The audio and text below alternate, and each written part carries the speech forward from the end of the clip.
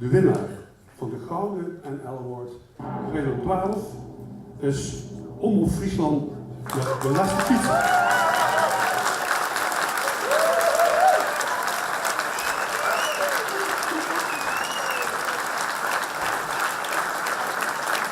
Janko Christ, een gouden NL Award. Hoe viel het zo? Ja, dat viel vrij goed. Zo, dat is hem dus blijkbaar. Maar ja, dat is toch onvoorstelbaar. Ja, wat zei het tijdens een prijs? Nou, ja, wat zei het maar? Dat is natuurlijk ja, ik had het nooit verwacht, joh. Zo in de categorie maak ik wel een goede kans. Omdat het natuurlijk wel een heel unieke reportage was. Maar van al die documentaires, al die radioverslagen, al die evenementen.